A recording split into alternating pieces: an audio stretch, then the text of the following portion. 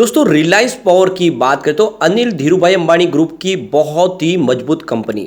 मजबूत इसलिए है क्योंकि इसका बिजनेस बहुत ही यूनिक है। कंपनी ग्रीन एनर्जी सेक्टर में भी सक्रिय है और साथ में कंपनी कोल बेस और पावर प्लांट है, उसका थर्मल पावर प्लांट भी है। ऐसे में इसका बिजनेस आने वाले समय में कुछ बड़ी संभावना तलाश रहा है और अनिल धीरूभाई अंबानी को भी पता है कि यह कंपनी आगे जाके कुछ बड़ा कर सकते हैं और इसीलिए इन्होंने पूरी तरह से अपनी ज़िंदगी का सारा दारोमदार इसी पे टिका दिया है और इसी के ऊपर वो फोकस भी कर रहे हैं। ऐसे में ये स्टॉक मल्टी बैगर बनने की संभावना रखता है। तो क्या इस समय इन्वेस्टमेंट करना चाहिए? यहाँ पे कुछ बड़ी अपडेट निकल के आ रही है जिनको इस वीडियो के माध्यम से डिस्कस करेंगे। और क्वार्टर 1 आने वाला है, कैसी संभावना होगी, कंपनी ने एजीएम की डेट का ऐलान भी कर दिया है, क्या फैसले होंगे, इन सारी बातों को जानेंगे इस वीडियो के माध्यम से। दूसरी तरफ Jaiprakash power ventures limited JP group की बहुत ही पुरानी कंपनी अपने कर्ज को कम करने की कोशिश भी कर रही है और आने वाले समय में अपने बिजनेस को पटरी पे लाने की कोशिश भी कर रही है और इसीलिए इन्होंने सीमेंट के बिजनेस को भी बेचा जिससे कर्ज को कम कर सके। तो क्या आने वाले समय स्टॉक कुछ कमाल कर सकता है? पिछले 1 साल से स्टॉक 6 रुपीज़ के आसपास है। एक तरह से इसका ये मजबूत सपोर्ट बना हुआ है, लेकिन क्या ये आने वाले समय 100 को टच कर सकता है? जानने की कोशिश करेंगे इस वीडियो के माध्यम से। लेकिन फ्रेंड, उससे पहले अगर आप पहली बार हमारे चैनल पे आए तो चैनल को सब्सक्राइब कर दीजिए, एक बेल आइकॉन दबा दीजिए ताकि जब भी नया वीडियो बने पहला नोटिफिकेशन आपको मिले। वीडियो पसंद आए तो लाइक शेयर जरूर कीजिए। चलो फ्रेंड्स, वीडियो स्टार्ट करते हैं। मैं हूं आपका दोस्त एसपी दवे और हमारे अपने चैनल ऑनलाइन कमाई में आपका बहुत बहुत स्वागत है। सबसे पहले अगर हम बाजार की बात करें तो आज बीएसई सेंसेक्स 65,390 के स्तर पे क्लोजिंग दिया, जहाँ पे 110 पॉइंट की तेजी थी, यानी 0.17% अपर क्लोजिंग दिया बाजार ने। तो बाजार में पॉजिटिव क्लोजिंग थी। फ्राइडे को हमने काफ़ी बड़ी गिरावट देखी थी और निफ्टी एनर्जी में भी आज तेजी थी। आप देख सकते हो कि 25,501 के स्तर पे 0.67% की तेजी थी। अब इंटरनेशनल मार्केट खुल चुका है और वहाँ से सिग्नल मिक्स दिखाई दे रहे हैं अभी समय। डाउ जोन की बात करें तो 33,831 के स्तर पे 0.29% की तेजी है सुबह।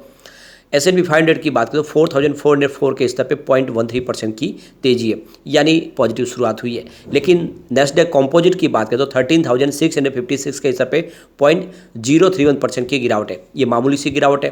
रिजल्ट 2000 इंडेक्स काफ़ी अच्छा दौड़ रहा है, 1864 के स्तर पे 1.22% की तेजी है, यानी सिग्नल फिलहाल पॉजिटिव दिखाई दे रहे हैं। रिलायंस पावर की बात करें, स्टॉक की शुरुआत 15.35 पर हुई। शुरुआत पॉजिटिव हुई। फ्राइडे की क्लोजिंग 15.25 की थी और 15.50 का इंट्राडे में हाई भी बना। लेकिन फिर बड़े फंड हाउस की यहाँ पे बिकवाली शुरू हुई और इसकी वजह से 14.90 का लो बना के क्लोजिंग फिर से 15 के आसपास रही है, जो अच्छी बात है। यानी इसने 15 के स्तर को फिर से छू लिया है। 1.64% की गिरावट थी। अब यहाँ पे देख लो कि स्टॉक बहुत अच्छा दौड़ा भी है, लोगों को इसने ज़बरदस्त रिटर्न भी दिया है। 1 रुपीज़ के आसपास स्टॉक था कोरोना काल में 27 मार्च 2020 को। उस हिसाब से तो इसका बहुत ही अच्छा रिटर्न है। एक तरह से देखें तो ये मल्टी बैगर ऑलरेडी साबित हुआ है। लेकिन क्या ऐसा ही रिटर्न आगे भी मिलेगा? तो यहाँ पे देख सकते हो कि पिछले 1 साल के हिसाब से इसने 28% का तेजी का वातावरण बनाया है। 11 के आसपास स्टॉक था, लेकिन 1 मंथ के हिसाब से लगभग 5% की वापस गिरावट भी हो चुकी है। अब यहाँ पे कंपनी ने अपनी एजीएम का ऐलान कर दिया है। कंपनी की 29th annual general meeting Friday 28 जुलाई को होगी। डेट हमारे सामने आ चुकी है और इसमें कुछ बड़े फैसले लिए जाएंगे, जैसे कि जो Q4 का रिजल्ट है वो रिजल्ट भी उसको प्रस्ताव के माध्यम से पास करवाया जाएगा और जो इनके डायरेक्टर वगैरह है उनकी अपॉइंटमेंट भी होगी। इसकी सारी जानकारी ऑलरेडी हमने पहले पिछले वीडियो में डिस्कस भी किया है। इसके अलावा कंपनी आने वाले समय अपनी जो सब्सिडीज कंपनी है, जो काफ़ी ज़्यादा कर्ज में डूबने की वजह से नीलाम हो रही है, उनको बचाने की कोशिश की जाएगी, उनको फ्री करने की कोशिश की जाएगी और इसके लिए वर्दे पार्टनर का सहयोग मिला हुआ है। सिंगापुर बेस्ड कंपनी काफ़ी बड़ा निवेश कर रही है रिलायंस पावर में और वहाँ पे इक्विटी भी ले रहे हैं, यानी एक तरह से उनको भरोसा है कि आने वाले समय रिलायंस पावर कुछ अच्छा कर सकती है।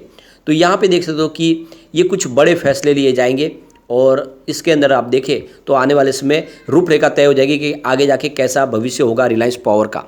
तो इसके लिए हमें 28 जुलाई का इंतजार करना होगा।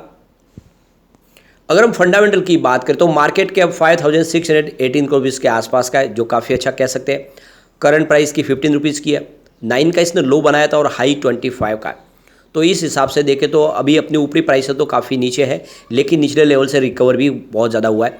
इसकी बुक वैल्यू 30 रुपीज़ की है, तो ये अपनी बुक वैल्यू से आधी कीमत में मिल रहा है, यानी एंट्री बिल्कुल की जा सकती है। और इसका ROC 3.59% है। फिलहाल ROE इसका -11.8% है। फेस वैल्यू 10 रुपीज़ है। तो फंडामेंटल ठीक ठाक लग रहे। अब यहाँ पे देख सकते हो कि सरकार ने जिस तरह से योजना एक के बाद एक लॉन्च की है, जिस तरह से पॉलिसी लाई है, उसकी वजह से देखें तो सोलर पीवी सेक्टर में भी बहुत सारा इन्वेस्टमेंट आने की तैयारी शुरू हो चुकी है, क्योंकि सरकार ने 500 गीगावाट की कैपेसिटी का एक गोल सेट किया है आने वाले 2030 तक के लिए। तो इसमें आप देख सकते हो कि सोलर एनर्जी का भी बड़ा योगदान होगा। सरकार इसमें कोशिशें जिस तरह से कर रही है, कुछ पीएलआई स्कीम लॉन्च भी कर रही है, कुछ पॉलिसी में बदलाव कर रही है, जिसकी वजह से इस सेक्टर में तेजी का दौर शुरू हुआ, कुछ नए इन्वेस्टर भी एंट्री कर चुके। तो यहाँ पे सेंट्रल इलेक्ट्रिसिटी अथॉरिटी की तरफ से जो रिपोर्ट निकल कर आई है, ये रिपोर्ट कह रही है कि फाइनेंशियल ईयर 2029-30 तक 800 गीगावाट की कैपेसिटी को पा लिया जाएगा। नई इंस्टॉल कैपेसिटी होगी, उसमें 500 का योगदान होगा, वो नॉन फॉसिल फ्यूल्स के माध्यम से होगा, यानी ग्रीन एनर्जी के माध्यम से होगा। तो ये आप समझ सकते हो, इसके लिए बड़ा एक मौका है रिलायंस पावर के लिए, क्योंकि ये तो नॉन फॉसिल फ्यूल्स और फॉसिल फ्यूल्स दोनों में ही सक्रिय है। और सरकार ने जो पीएलआई स्कीम लॉन्च की है सोलर मैन्युफैक्चरिंग के लिए, उसका भी सीधा फायदा हो सकता है। ऐसे में ये बहुत अच्छा मौका है कि आपको इस समय रिलायंस पावर में इन्वेस्टमेंट कर लेना चाहिए। एक बड़ी अपडेट और निकल के आ रही है, तमिलनाडु पूरे वर्ल्ड के अंदर लीडर बन चुका है विंड एनर्जी जनरेशन पावर में। और इसने बड़ी बड़ी कंट्रीज़ की जो आप देखें तो जो वहाँ से जो इनका जो इंस्टॉल कैपेसिटी है उसको पीछे छोड़ दिया है। और विंड एनर्जी सेक्टर की ये विंड एनर्जी काउंसिल की तरफ से जो रिपोर्ट निकल कर आई, उसमें चाइना, यूएस, कनाडा, ब्राज़ील, इन सब में जो इंस्टॉल कैपेसिटी है वो तमिलनाडु की सबसे ज़्यादा है। तो 7.9 गीगावाट की कैपेसिटी के साथ पूरे वर्ल्ड में नंबर 1 बन चुका है तमिलनाडु, और लगातार इसमें इंस्टॉल कैपेसिटी बढ़ रही है। तो ये काफ़ी अच्छी बात है, और आप ये समझ ही सकते हो कि इस सेक्टर में और संभावना पॉजिटिव बनेगी। अब आज जो गिरावट इसके पीछे वजह है कुछ बड़े फंड हाउस की ज़बरदस्त प्रॉफिट बुकिंग। तो सुबह 9:28 पर 15.15 की प्राइस से 16,63,000 शेयरों की एक बिकवाली हुई बड़ी। उसके बाद 11:36 पर 15 की प्राइस से 12,63,000 शेयरों की एक बड़ी बिकवाली और हुई। उसके बाद 2:32 पर 15.10 की प्राइस से 20,42,000 शेयरों की एक बिकवाली और हुई। तो ये तो आप देख ही सकते हो कि आज एक भी खरीदारी नहीं है, सब बड़े फंड हाउस की बिकवाली ही है। तो किसी बड़े फंड हाउस ने यहाँ पे बिकवाली किया और इस वजह से आज गिरावट देखने को मिली। अब यहाँ पे जो सबसे अच्छी बात है, कंपनी अपनी लाइबिलिटीज़ को लगातार कम करी है, यानी कंपनी अंदर से मजबूत हो रही है। मार्च 2021 में जहाँ पे 50,782 रुपीज़ के आसपास थी, वो मार्च 2022 में घट के 49,812 रुपीज़ के आसपास रहेगी, और मार्च 2023 में 48,535 रुपीज़ के आसपास रहेगी। तो हर साल लाइबिलिटीज़ कम हो रही है, यानी आने वाले समय अनिल धीरूभाई अंबानी ग्रुप इस कंपनी को मुसीबत से बाहर निकाल सकते हैं, और ऐसे में आने वाले समय इसकी प्राइस 500 को टच करती हुई दिखाई दे सकती है। तो बिल्कुल एक लॉन्ग टर्म का नजरिया लेकर निवेश आप इस समय रिलायंस पावर में कर सकते हैं। चलते हैं जेपी पावर की तरफ। 6.10 पर क्लोजिंग थी, जहाँ पे 2.40% की गिरावट देखने को मिली। लेकिन जो सबसे बड़ी बात है कि स्टॉक पिछले एक साल से इसी प्राइस के आसपास है। देख सकते हो 1 ईयर के हिसाब से 6.40 की प्राइस थी, 4.69% की गिरावट है, लेकिन स्टॉक 6 रुपये के आसपास ही था। अगर 1 मंथ की भी बात करें तो 4.69% की गिरावट है, स्टॉक 6.40 के आसपास ही था। तो ये तो क्लियरली समझ में आ रहा है कि 6 के स्तर पे स्टॉक है, और आने वाले समय इसको मजबूत सपोर्ट मिला और यहाँ से तेजी से आगे स्टॉक जा सकता है। सिर्फ 5 दिन की भी बात करें, स्टॉक आपको 6.35 के आसपास दिखाई देगा। तो ये तो आप क्लियरली समझ ही सकते हो कि 6 से नीचे स्टॉक नहीं जा रहा है। वॉल्यूम इसका काफ़ी अच्छा है। पिछले 1 महीने पर इसका 7 करोड़ का वॉल्यूम था, 2 करोड़ की डीले उठाई गई थी। 1 वीक पहले 6 करोड़ का वॉल्यूम था, 2 करोड़ की डीले उठाई गई थी। और फ्राइडे को 5 करोड़ का वॉल्यूम था, 2 करोड़ की डीले उठाई गई थी। और आज 3 करोड़ का वॉल्यूम काफ़ी अच्छा है, लोग इसमें खरीदारी करें। अब यहाँ पे एक अच्छी गुड न्यूज़ निकल के आ रही है। जून महीने में पावर जनरेशन जो है 2% की इंक्रीज दिखा रहा है, यानी डिमांड बढ़ी है इलेक्ट्रिसिटी की, और इस वजह से पावर जनरेशन भी बढ़ी है। तो देख सकते हो कि सेंट्रल इलेक्ट्रिसिटी अथॉरिटी की तरफ से जो ये डाटा निकल कर आया है कि 127.16 बिलियन यूनिट का इस्तेमाल हुआ है। और ये अच्छी बात है कि जिस तरह से इलेक्ट्रिसिटी जनरेशन बढ़ रहा है तो उसका सीधा फायदा पावर सेक्टर की कंपनियों को होगा।